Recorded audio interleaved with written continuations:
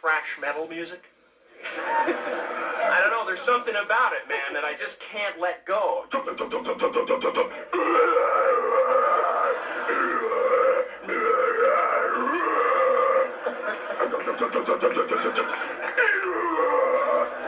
It's great. There's this one band out that's called Napalm Death.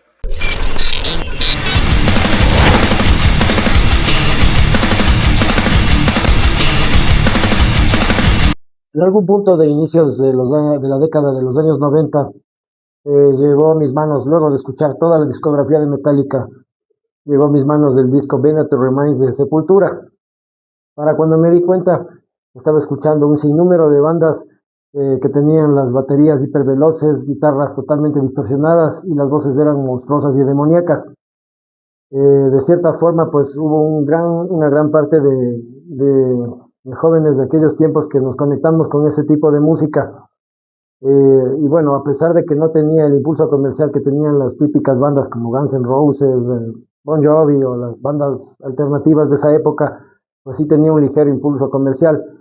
Habían camisetas, salían en revistas y en un sinnúmero de medios. Incluso pues los llegamos a ver en películas de Hollywood. Bueno, y hablando de los inicios de este tipo de música, pues habrá quienes digan que la primera banda fue Death con su Scream Bloody Gore, otros dirán que fue Possessed con Seven Church. Por ahí habrá algunos que digan que el death metal es incluso brasileño, con Sepultura y su Bestial Devastation, otros irán más atrás, hablando de Celtic Frost o de Hellhammer o ese tipo de cosas. Algunos incluso hablan de Necrofagia, hablan de Repulsion. En Inglaterra, pues alguna gente dirá que la primera banda que experimentó con este tipo de sonidos extremos fue Napalm Death, a pesar de que siempre se le catalogó como una banda de grindcore.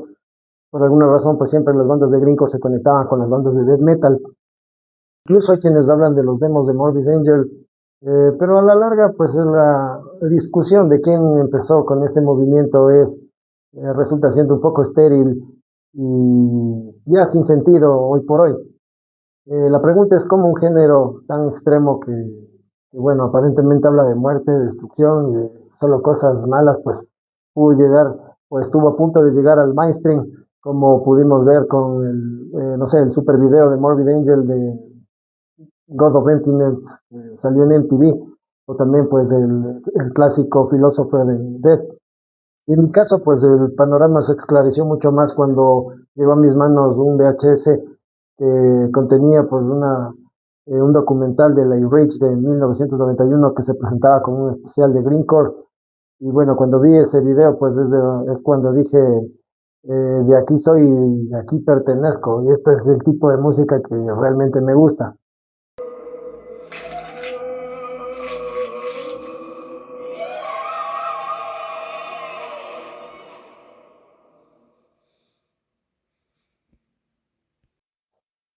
Para otros pudo haber sido el cassette King Crusher de Rage mismo, que contenía gran parte de las bandas que aparecían en este VHS, o también incluso el Dead and Just Beginning de Nuclear Blast de 1992, que también nos mostraba pues el otro bando de bandas que tenía, ¿no? Entonces en los inicios pues teníamos grupos que venían con la marca de Roadrunner o Road Racer, teníamos bandas de Nuclear Blast, teníamos las super bandas de Rage, y bueno, y cada vez iban emergiendo más y más sellos discográficos que contenían este tipo de bandas de música extrema. Bueno, y el insólito crecimiento de este tipo de género musical, pues probablemente se debe al descontento que siempre se vivió y que se sigue viviendo a nivel social en todo el planeta. Y también pues la necesidad del humano de siempre asustarse o de tener esa inclinación hacia la violencia, hacia lo oscuro, lo desconocido, lo sobrenatural, incluso lo perverso y maligno. Entonces, bueno, se entiende claramente que este movimiento se gestó de manera experimental, con bandas que primero grababan cassettes y se armó una red de intercambios de cassettes, cosa que se dio prácticamente 10 años después aquí también en el medio de Latinoamérica. Cabe recalcar que tenemos un retraso de 5 a 10 años con respecto a los países de donde esto se originó, pero la forma bueno, de darse a conocer era exactamente la misma, pues el modelo de expansión de este tipo de movidas pues parece replicarse en el mundo entero, de la misma manera.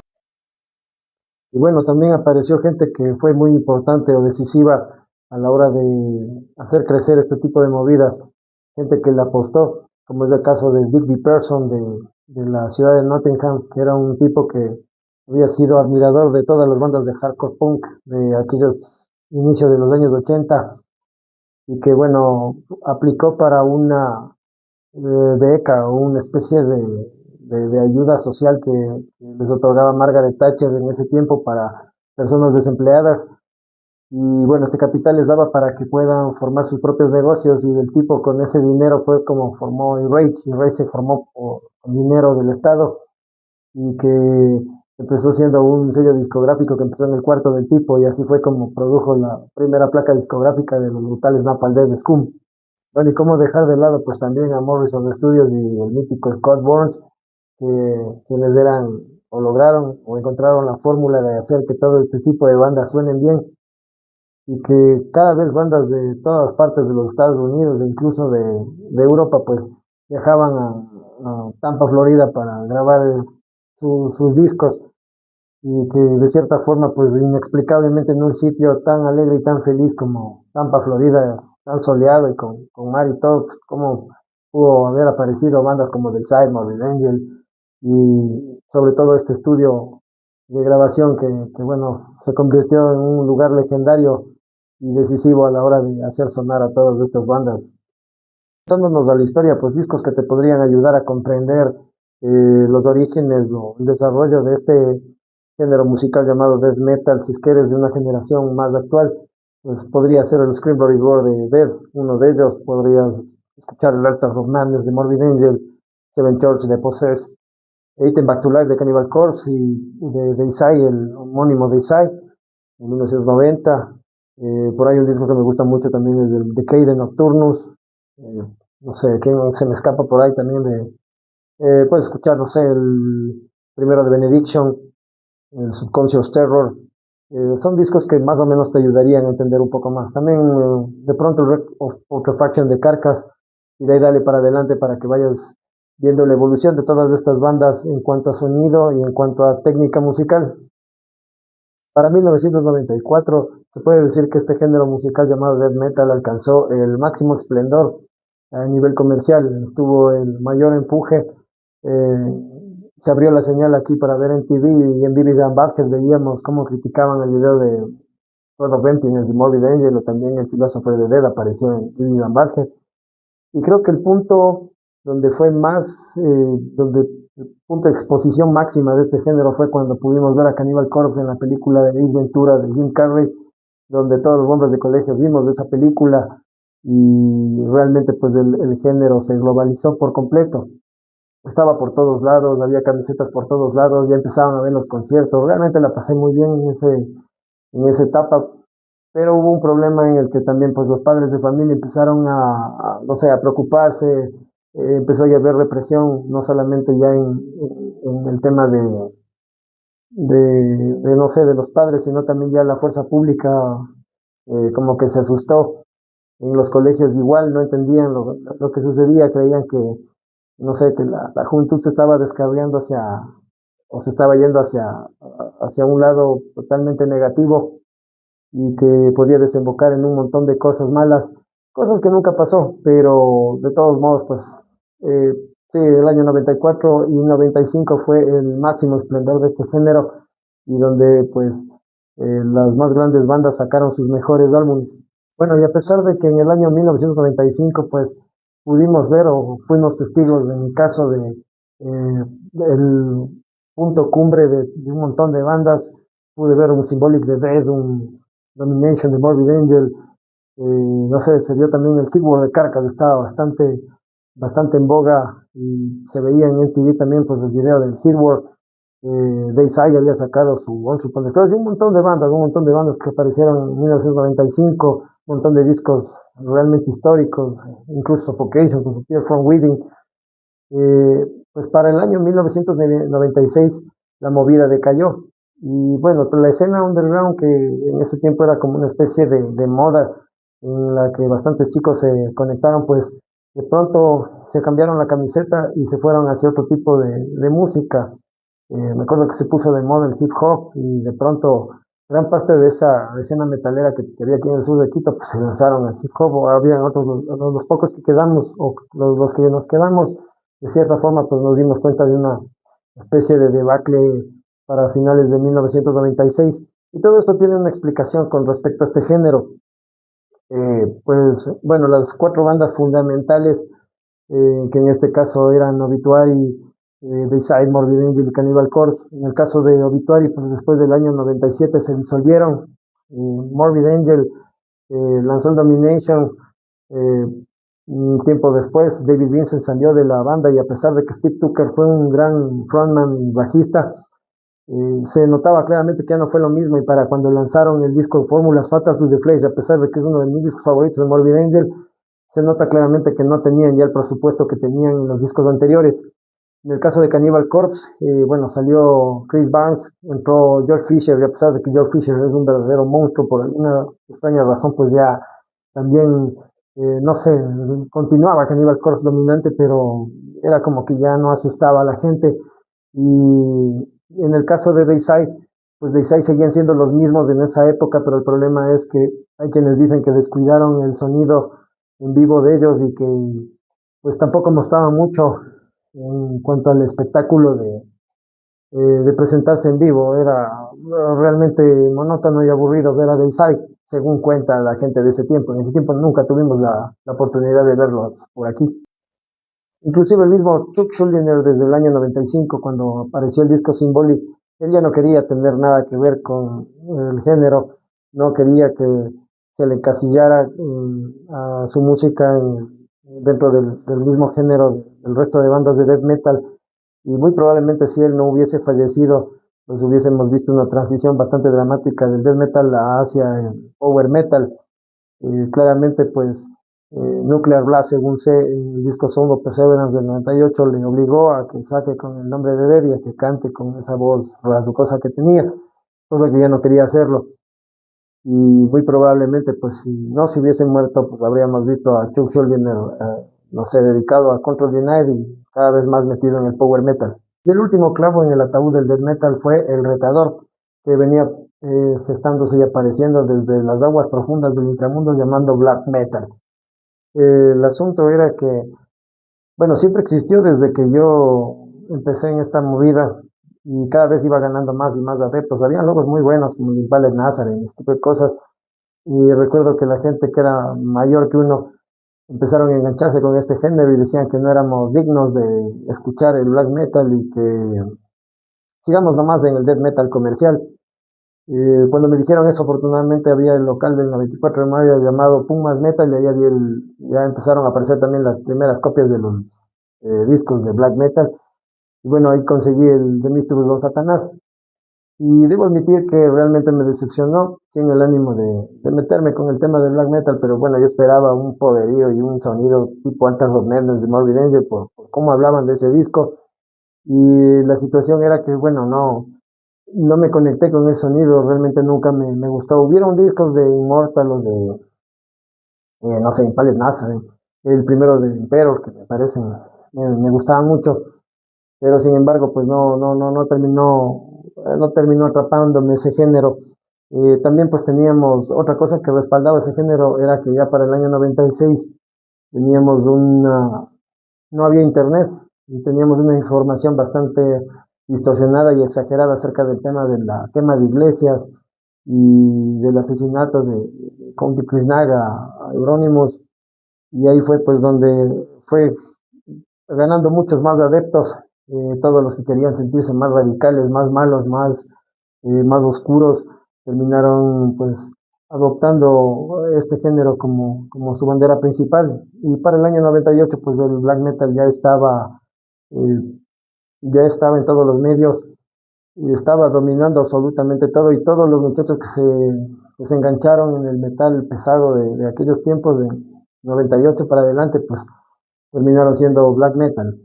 El asunto era que también había otra situación que lo respaldaba, pues el death metal ya no asustaba porque ya para el año 97 todos los integrantes de las bandas de death metal eran tipos con pantalones cargo, camisetas negras, cabelleras largas tocando.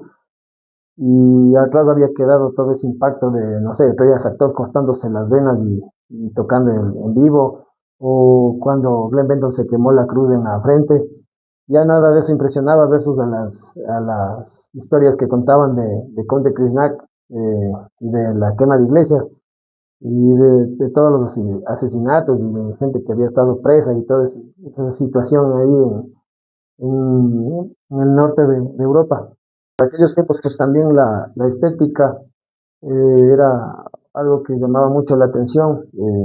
Los tipos tenían el corpse paint, el clásico corpse paint, manillas llenas de clavos, hachas, un montón de armas. Al momento de tocar se veían cruces invertidas con fuego, cabezas de cerdos ahí y un montón de cosas más que a la larga pues hoy por hoy ya no asustan a nadie, pero en aquel entonces hicieron que bandas como Emperor, Dimmu Borgir o Cradle of Filth pues tomen la posta y estén pues liderando las listas de popularidad a finales de los años 90.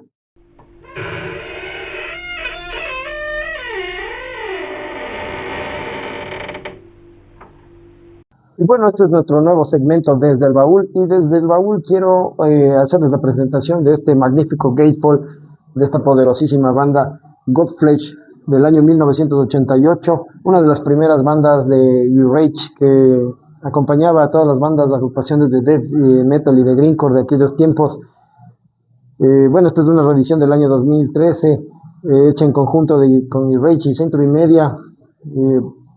Y bueno, antes de que Fear Factory sea la sensación en 1995 con su The Manufacture, o Meshuggah esté destruyendo absolutamente todo más adelante, pues ya teníamos este tipo de bandas con este tipo de voces rasgadas que ya en los años 80 experimentaban y con este tipo de sonidos.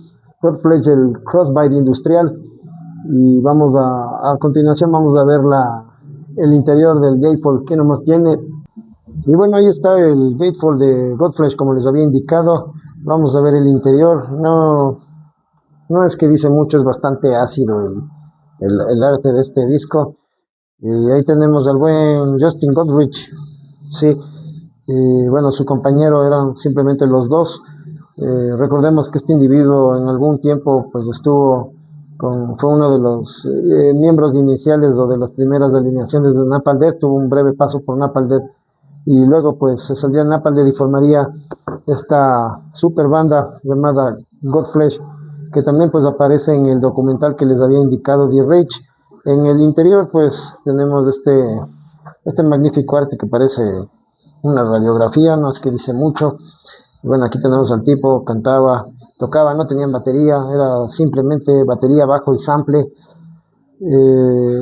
Y ya para los años 80 estos tipos estaban experimentando con este tipo de sonidos. Realmente es una banda para muy pocos, no es que a toda la gente le pueda gustar esto, es realmente extremo, pero si te gustan los caramelos ácidos o las cosas bastante, no sé, corrosivas, sonidos que son de pronto un poco difíciles de digerir, pues esta banda Godflesh es una banda que te la recomiendo.